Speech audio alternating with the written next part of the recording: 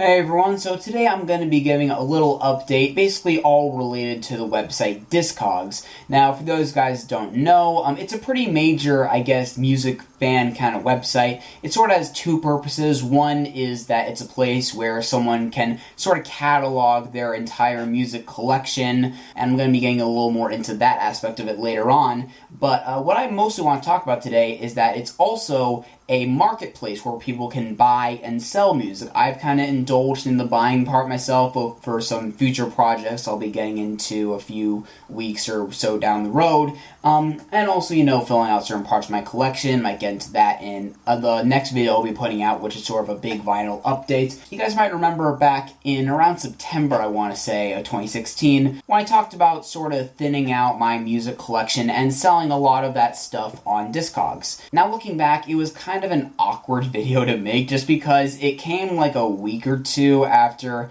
I stopped going to college and I was actually concerned about my financial well-being. I have a full-time job right now and I'm not, hurting for money at the moment. I'm getting by just fine, but I still want to thin out my collection again, so I'm adding a ton of stuff to it. Where this might interest you guys, actually, is that I'm going to be including a couple of perks. You can sort of consider this my version of a Patreon, I guess. It's no secret that I've been kind of dormant on the review front lately, and as, tired as I can be of the typical format, I think I still need an excuse to get a little kick in the pants to get that going. So what I have proposed is that through all the stuff I'm selling on Discogs, the CDs, the vinyl, the couple cassettes, which I'll be getting to in a few minutes, anyone who buys one of these releases gets a free pass to request any 2017 album for me to review on this channel. Now, I'm not giving any real limitations, although I would prefer it be one of these, since this is my list of 2017 releases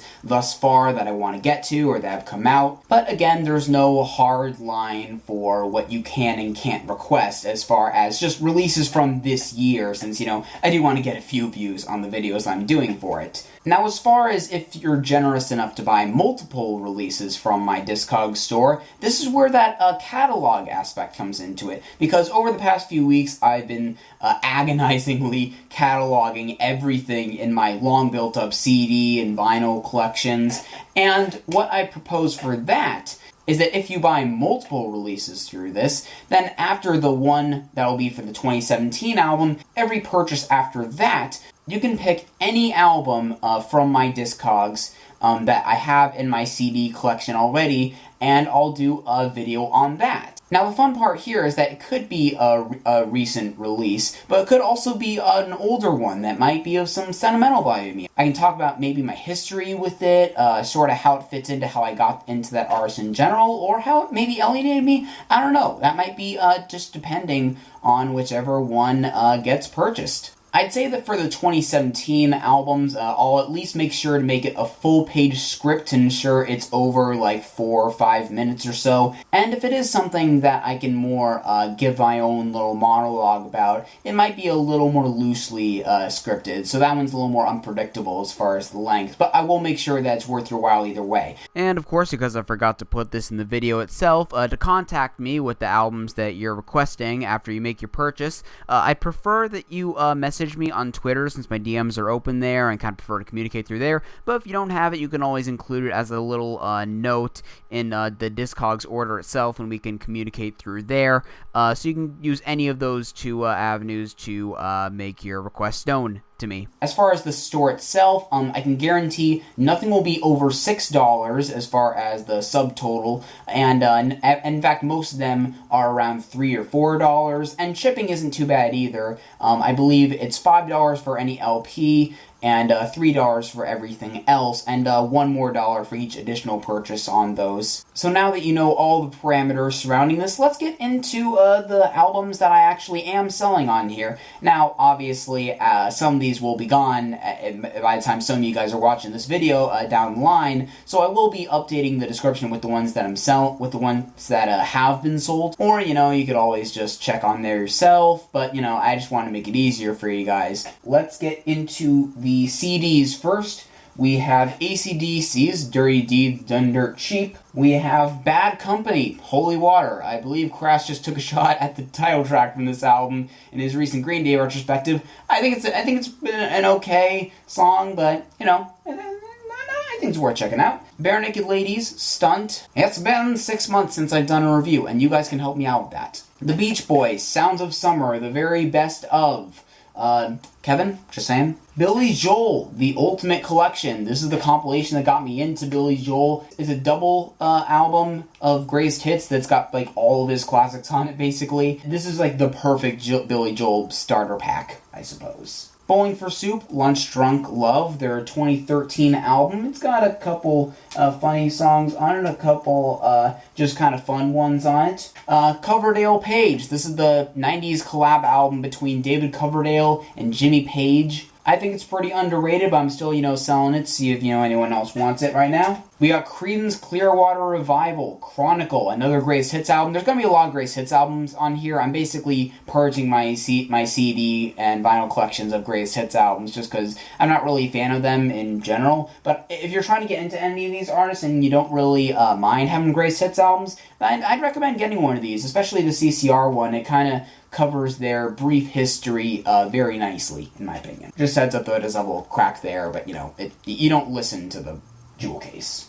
Got The Darkness, Hot Cakes. This is their 2012 album. I just never listened to it, but I'm sure it's pretty good. Then we got a couple record store promo-like EPs. We have this Deltron 3030 one from that album they put out a couple of years ago. City Rising from the Ashes. It says Mike Patton's featured on. It's 3 songs from that here. If you're interested in sort of limited run promo type stuff, especially for hip-hop. And Devour the Day, Crossroads EP. We got Duran Duran, Paper Gods. There's some good stuff on here. I'd say it's at least worth checking out if you're a fan of Duran Duran. Eddie Money, Can't Hold Back. Fences, Lesser Oceans.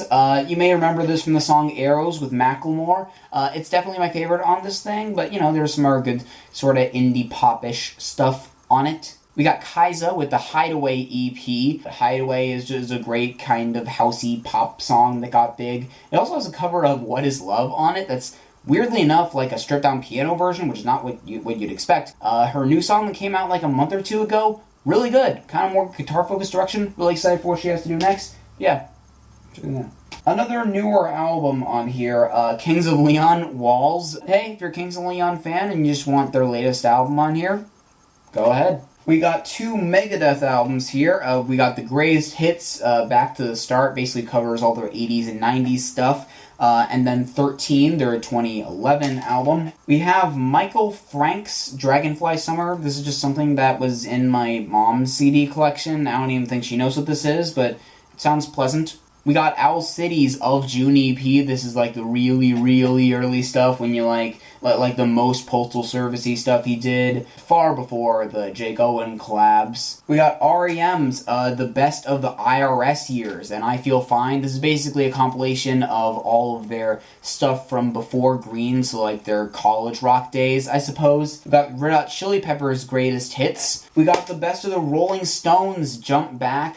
This goes from 1971 to 1993. Then we have the first 3 Sheryl Crow albums. The new number 2, The Fear of Missing Out. This is the band of Johnny Harrison, the son of George Harrison, obviously. We have the soundtrack to the movie Crash. I have not seen Crash. This is just in my mom's collection. I'm not even sure if she's seen Crash. Apparently won Best Picture or something, and people don't really like that. And I don't really recognize that many of the names on here outside a Billy Idol song. But, it won an Oscar, so it must have done something right. So I imagine it has some fans, so if you like that movie, you probably want this. Just saying. We have Yanni, Reflections of Paradise, in our mom's collection one. We have the Yardbirds, Greatest Hits Volume 1, basically covering 1964 to 1966. This is my starter on them. And the funny thing is that because it's such a condensed time frame that this is done in, even those 60s bands released an album like every 6 months, there's still a lot of stuff from each of their first few albums, including some non-album singles. I'd say this is definitely worth getting into if you want to get into, British Invasion type stuff. And lastly, for the CDs, we have the Yes album. It's definitely considered a prog rock classic, so if you're into this kind of stuff, I would definitely encourage, possibly buying this. Okay, I don't think I'm going to give any descriptions for the vinyl here since we're running a little long. We have the debut album from The Firm. We have Head East, Flat as a Pancake. The Best of Jethro Tull, MU, covers most of their early stuff from the first decade or so of their career. We have Loggins and Messina, Sittin' In. It's got a few classics on it. Danny's Song, House and Pooh Corner. We have a Bette Midler album in here. I forgot where I got this from, but yeah. We have the Mystic Moods of Love, the Mystic Moods Orchestra.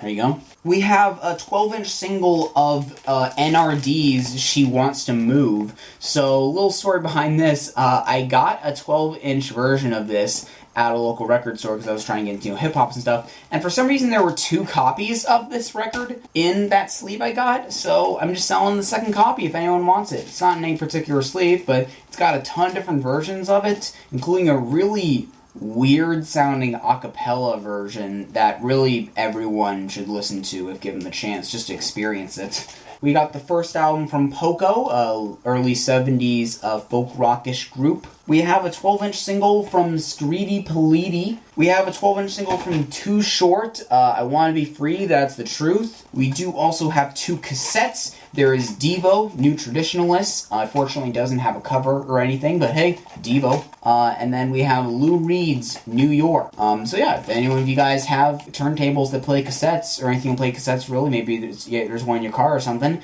I'm sure that if any of these caught your attention, link in the description to the Discogs store. You can check out all of this. Again, it's all very reasonably priced in my opinion. None of the totals with shipping go past $11, I don't think. And the cheapest ones are around maybe $6 if you include shipping. Both of these, I'd say, are better deals than, the used bin at a record store. Again, you're really helping me out. Plus, again, you got those perks that I talked about. If you buy one, you get a 2017 album request. Any more past that, you can request as many albums as you want from my collection on Discogs, which I'll also be linking separately in the description for each additional one you purchase on there.